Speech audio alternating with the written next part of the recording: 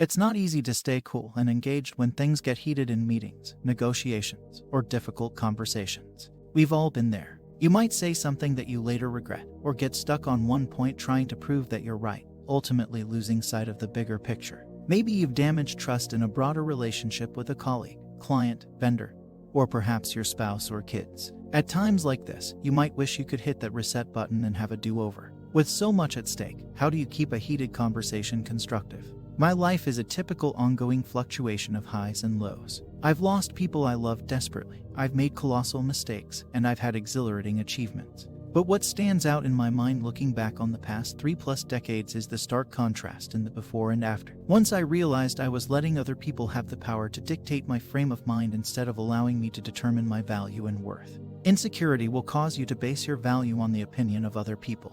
When you're not confident in who you are, you'll have a tendency to rely on others to tell you what your worth is. There are a lot of issues that can arise when you put yourself in that position, not the least of which is other people can lie to you. They're imperfect, so their thoughts and opinions are also imperfect and can't be the measure with which you determine your value. Here is how Captain Cool MS Dhoni, one of the greatest cricket captains in history, stays calm all the time. MS Dhoni was once asked by a student how does he manage to be calm in the exam hall just before the exam.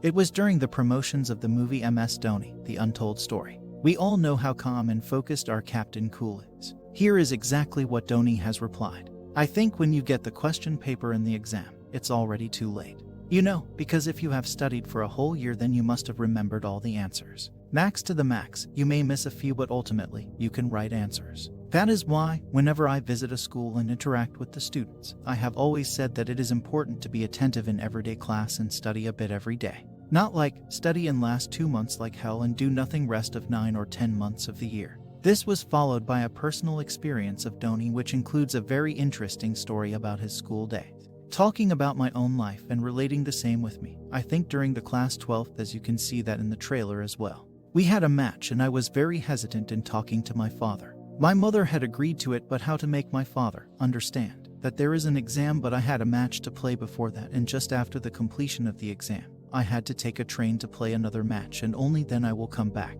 So finally, after collecting some courage, I went to my father and explained the scenario, Dhoni said. Dhoni's father answered him in a witty way. My father answered it very calmly by saying that, son, if you have studied hard the whole year, then one day won't affect much, and if you haven't studied the whole year, then still it won't affect much. So, go and play. This may not exactly sound like staying calm in difficult situations, but what is important here is the context of the scenario. Difficult situations test your patience and your willpower to stay focused. Whatever harm was about to happen, it will happen anyway. You won't get a say about that. What you can do is make the best of what is in your hands. Stay focused and keep doing what you would have done anyway. Prepare yourself for the worst and face the consequences of your choices with a smile on your face. As a wise man has said, with great difficult situation comes great opportunity. That's why having a few strategies you're familiar with can help you when you're feeling anxious or angry. Consider adding these calming tactics to your toolbox. 1. Challenge your thoughts. Part of being anxious or angry is having irrational thoughts that don't necessarily make sense. These thoughts are often the worst-case scenario. You might find yourself caught in the what-if cycle, which can cause you to sabotage a lot of things in your life. When you experience one of these thoughts, stop and ask yourself the following questions. Is this likely to happen? Is this a rational thought? Has this ever happened to me before? What's the worst that can happen? Can I handle that? After you go through the questions, it's time to reframe your thinking. Instead of I can't walk across that bridge, what if there's an earthquake and it falls into the water? Tell yourself there are people that walk across that bridge every day and it has never fallen into the water. 2. Communicate respect even in the face of disagreement. The reality is that we are not always going to agree with our colleagues. However, disagreement does not have to come with disrespect. Communicate your commitment to the relationship and acknowledge how much you value the other person. Say things like, I have always valued your judgment. In digesting what you have shared, I am finding I just can't get myself comfortable with that direction. Ultimately, this is coming down to a difference of opinion. 3. Visualize yourself as calm. This tip requires you to practice the breathing techniques you've learned. After taking a few deep breaths, close your eyes and picture yourself calmly. See your body relaxed and imagine yourself working through a stressful or anxiety-causing situation by staying calm and focused. By creating a mental picture of what it looks like to stay calm, you can refer back to that image when you're anxious. 4. Control your breathing. Whenever we are anxious, we tend to take quick, shallow breaths. This is called hyperventilating, and it can make us feel dizzy, lightheaded, and panicky. It can also interfere with our judgment. If you catch yourself hyperventilating, try inhaling a deep breath through your nose, holding it a second, and releasing it from your mouth. Repeat this exercise until you feel calmer. This is a form of meditation. 5. Get to empathy and create bridges. With a more objective viewpoint, you can bring empathy to the conversation.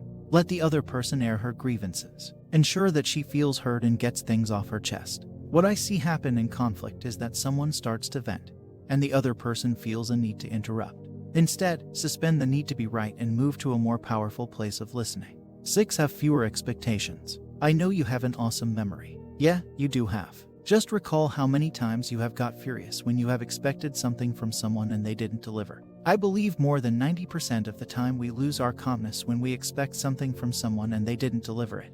And I believe you would agree with my thought. The happiest person in this universe is the one with little or no expectations. 7. Practice wisdom. There are 3 types of people on this planet. Egoists. These are the worst category of people who live on this planet. They always have egos with them. They are always rude. They get furious every time.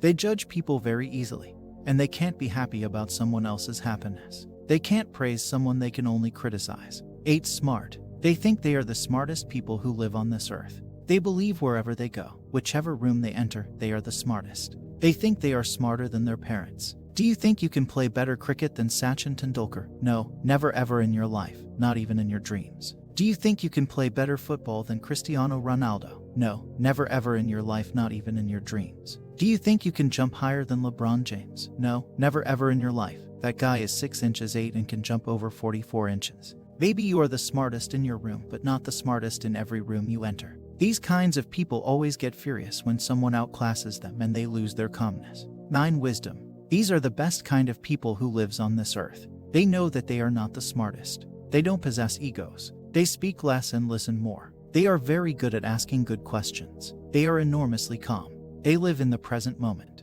They criticize less and praise more. They have a certain kind of aura that they create. They are very humble and noble. They are loved by all. Now, ask yourself in which category you fall and give an honest answer. If you want to be calm, if you want to be the best, practice wisdom. It's not easy to practice wisdom, and no one can be 100% wise, but we can be definitely wiser than we were yesterday.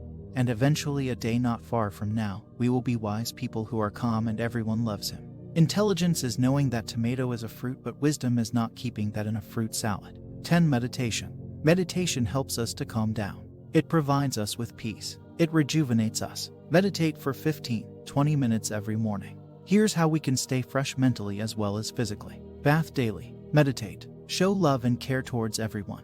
If you care for others, they will care for you. Listen to songs that fire you up. Eat healthily. Exercise daily. Sleep for 6 to 8 hours. Say kind words. Donate.